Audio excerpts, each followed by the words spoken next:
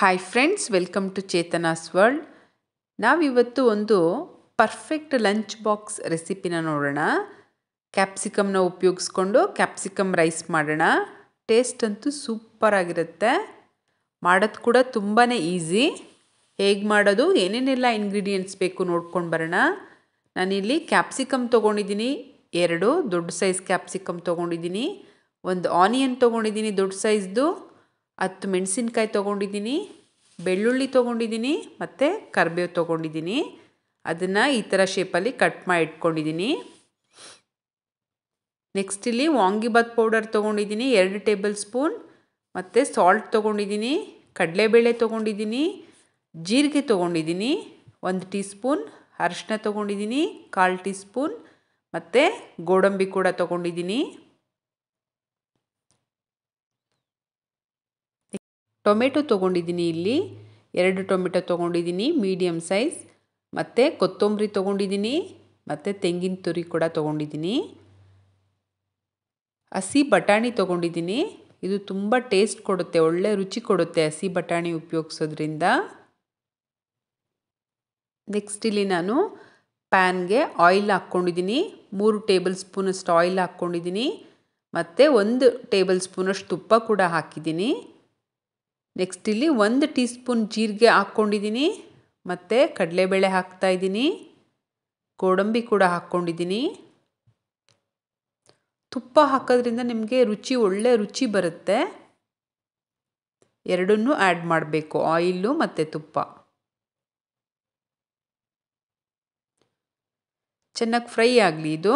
Next ಇದು fry ಆದಮೇಲೆ ಬೆಳ್ಳುಳ್ಳಿ ಏನು ನಾವು ಜಜ್ಜಿಟ್ಕೊಂಡಿದ್ವಲ್ಲ, ಬೆಳ್ಳುಳ್ಳಿ ಹಾಕೋಣ, ಕರಿಬೇವು ಮತ್ತು ಮೆಣಸಿನ್ಕಾಯಿ ಕೂಡ ಹಾಕಿದ್ದೀನಿ. ಇದನ್ನು ಫ್ರೈ ಮಾಡಿಕೊಂಡು ಆನಿಯನ್ ಏನು ಕಟ್ ಮಾಡಿ ಇಟ್ಕೊಂಡಿದ್ವಲ್ಲ ಅದನ್ನು ಕೂಡ ಹಾಕೋಣ. ಚೆನ್ನಾಗಿ ಫ್ರೈ ಮಾಡ್ಕೊಳ್ಳೋಣ ಇದನ್ನೆಲ್ಲ.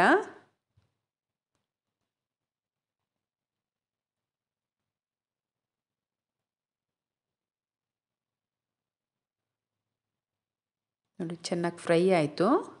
ತುಂಬ ಬೇಗ ಮಾಡ್ಬೋದು ಇದು ಕ್ವಿಕ್ಕಾಗಿ, ಯಾಕಂದರೆ ಕ್ಯಾಪ್ಸಿಕಮ್ಮು ತುಂಬ ಕಡಿಮೆ ಟೈಮ್ ತೊಗೊಳುತ್ತೆ ಕುಕ್ ಆಗೋದಕ್ಕೆ. ನೋಡಿ, ಕ್ಯಾಪ್ಸಿಕಮ್ ಕೂಡ ಹಾಕಿದ್ದೀನಿ.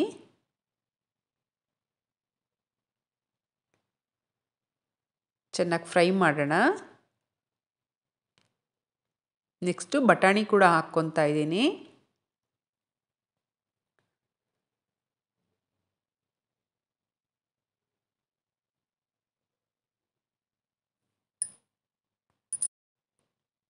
ನೋಡಿ, ಚೆನ್ನಾಗಿ ಫ್ರೈ ಆಗ್ತಾಯಿದೆ. ಒಂದು ಲಿಡ್ನ ಕ್ಲೋಸ್ ಮಾಡಿ ಇಟ್ಬಿಟ್ರೆ ಬೇಗ ಫ್ರೈ ಆಗುತ್ತೆ ಇದು. ಇದು ಸ್ವಲ್ಪ ಫ್ರೈ ಆದಮೇಲೆ ನಾವು ಟೊಮೆಟೊ ಕೂಡ ಆ್ಯಡ್ ಮಾಡೋಣ.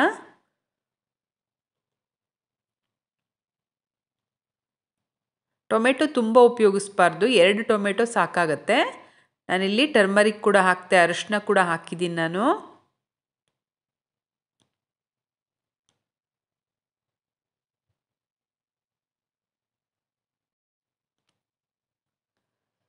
ಫ್ರೈ ಆಗ್ತಾ ಇದೆ ಇದು. ನೋಡಿ, ಆಲ್ಮೋಸ್ಟ್ ಕ್ಯಾಪ್ಸಿಕಮ್ ಎಲ್ಲ ಕುಕ್ ಆಗ್ತಾ ಇದೆ. ಮಧ್ಯೆ ಮಧ್ಯೆ ಈ ಥರ ಮಿಕ್ಸ್ ಮಾಡ್ತಾ ಇರಬೇಕು.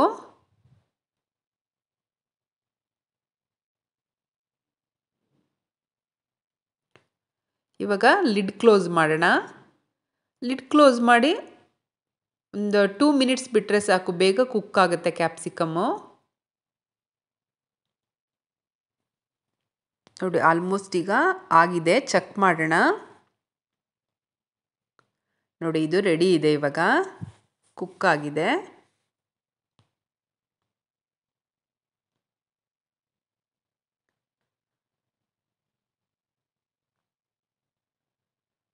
ವರ್ಕಿಂಗ್ ಅವ್ರಿಗಂತೂ ಈ ರೆಸಿಪಿ ತುಂಬ ಹೆಲ್ಪ್ ಆಗುತ್ತೆ, ವರ್ಕಿಂಗ್ ವುಮೆನ್ಸ್ಗೆ.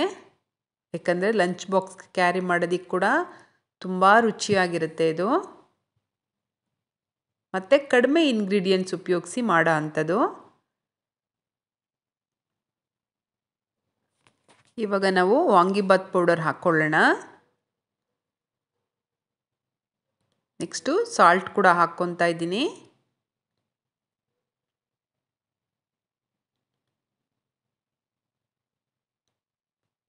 ಇವಾಗ ನಾನು ಗ್ಯಾಸ್ ಫ್ಲೇಮು ಆಫ್ ಮಾಡಿದ್ದೀನಿ. ಇದಕ್ಕೆ ಕೊತ್ತಂಬರಿ ಮತ್ತು ತೆಂಗಿನ ತುರಿ ಇಟ್ಕೊಂಡಿದ್ವಲ್ಲ ಅದನ್ನು ಕೂಡ ಹಾಕ್ಕೊಳ್ಳೋಣ. ಈ ಥರ ಗೊಜ್ಜು ರೀತಿ ರೆಡಿ ಮಾಡ್ಕೋಬೇಕು ಇದನ್ನು. ಈ ಗೊಜ್ಜನ್ನ ನೀವು ರೆಫ್ರಿಜಿರೇಟರಲ್ಲಿ 3 ಡೇಸ್ವರೆಗೂ ಸ್ಟೋರ್ ಕೂಡ ಮಾಡ್ಬೋದು, ಸ್ಪಾಯ್ಲ್ ಆಗಲ್ಲ. ನೋಡಿ ಇದನ್ನು ಅನ್ನದ ಜೊತೆಗೆ ನಾನು ಮಿಕ್ಸ್ ಮಾಡ್ಕೊತಾ ಇದ್ದೀನಿ. ಎಷ್ಟು ರುಚಿಯಾಗಿರುವ ಕ್ಯಾಪ್ಸಿಕಮ್ ರೈಸು ರೆಡಿಯಾಗೋಯ್ತು. ನೋಡೋದಕ್ಕೆ ಎಷ್ಟು ಈಸಿನೋ ಎಷ್ಟು ಸಿಂಪಲ್ಲೋ, ಟೇಸ್ಟ್ ಅಂತೂ ಸೂಪರಾಗಿರುತ್ತೆ. ಟ್ರೈ ಮಾಡಿ ನೋಡಿ. ಮಧ್ಯ ಮಧ್ಯ ಗೋಡಂಬಿ ಕಡಲೆಬೇಳೆ ಎಲ್ಲ ಹಾಕಿರ್ತೀವಲ್ಲ ಅದು ಕ್ರಂಚಿಯಾಗಿ ಸಿಗ್ತಾಯಿದ್ರೆ ಒಳ್ಳೆ ರುಚಿ ಇದು ಕ್ಯಾಪ್ಸಿಕಮ್ ರೈಸು. ಈ ರೆಸಿಪಿ ನಿಮಗೆ ಇಷ್ಟ ಆಗಿದ್ದಲ್ಲಿ ನನ್ನ ಚೇತನಾಸ್ ವರ್ಲ್ಡ್ ಚಾನಲ್ನ ಪ್ಲೀಸ್ ಲೈಕ್ ಮಾಡಿ, ಶೇರ್ ಮಾಡಿ ಆ್ಯಂಡ್ ಸಬ್ಸ್ಕ್ರೈಬ್ ಮಾಡಿ. Thank you.